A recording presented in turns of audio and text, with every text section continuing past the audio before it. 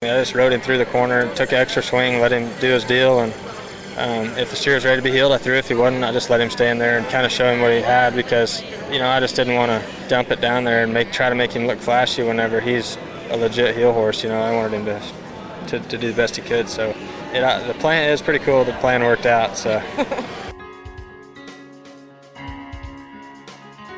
Welcome to Season 3 of The Short Score, the Team Roping Journal's weekly news update show, where you can find the latest on the sports leaders from the jackpot world of the USTRC and the World Series of Team Roping to the pro rodeo ranks.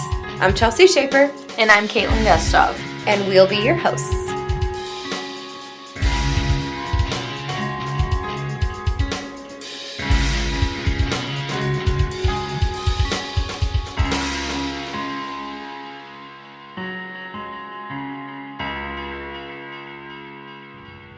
Did you like what you just heard at the beginning of this episode?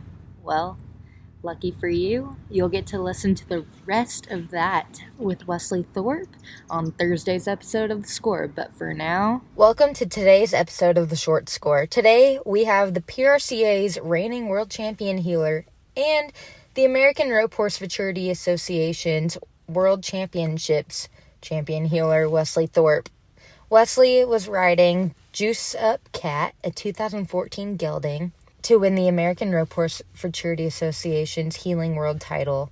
And let's just say he did not back off.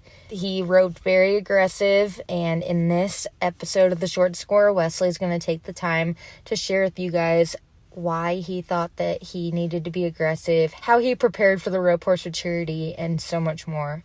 So, without further ado, enjoy this episode with Wesley Thorp. Today's episode of The Short Score is brought to you by the Cowgirl Gathering. On November 13th, there's a team roping with 2,500 added in the open and 7,500 added in the 9.5. On November 14th, they're having a breakaway roping with 11,500 added in the open and 10,000 added in the challenger. And there's a barrel race on November 15th with 20,000 added in the open 5D and 3,500 added in the Paint Horse Bred Incentive Program. This is an amazing event that is part of a huge weekend in women's rodeo that's alongside the WCRA's Women's Rodeo World Championships, and it's alongside the WPRA World Finals. That weekend is going to give out $1.2 million to women in rodeo, and the Cowgirl Gathering is another very special part of that. They're going to have a Cowgirl Essence Exchange as well across the street at the Cowboy Channel Studios. And remember, it is all in the Fort Worth Stockyards. The Cowgirl Gathering in the Fort Worth Stockyards, November 13th to the 15th.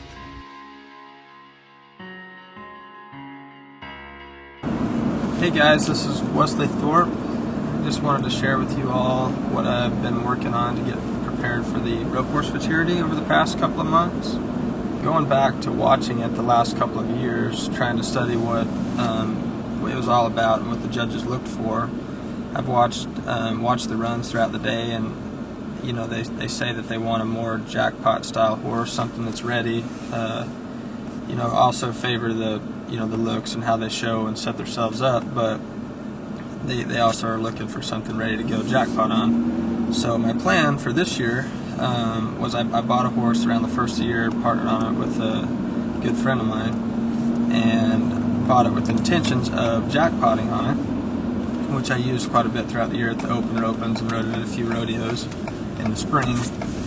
But I knew after buying him he was the type of horse to jackpot on, but he was he's young enough to fit in the division for the Futurity, and he showed well enough. I thought that he would kind of fit the criteria for the Futurity. So in the last couple of months I've been working on just with him, making sure he was scoring good and kind of get a good start on him, and just making sure I stay a little bit more square in my saddle. That way I don't chase the steer with my body. I can stay with my horse through the turn a little bit more and kind of set myself up there. So that's kind of some of the stuff I just kind of been working on with him to prepare for the Futurity. But all in all, he's a very solid horse to begin with, and it really didn't take much. He just kind of fit the deal when I got him. But on another note, I've been working on what I've been working on was me and Cody kind of talked about before before it started was we wanted to kind of make a more aggressive style jackpot type run, because that's what they're looking for, and that horse is solid enough. I wanted to show and prove that he was ready. Like there was nothing to hide, there was nothing to get around. I didn't have to set him out, wait till the run set up, and then hold him up. I mean, I kind of left my hand down, let him do his deal, and he kind of showed himself. So it worked out. Cody and I, we made 3 6-second runs. We were 5 on the last one, and overall, I thought it was a pretty realistic setup. I mean, the headers had to score. There's heel barrier. The steers were pretty fresh and strong.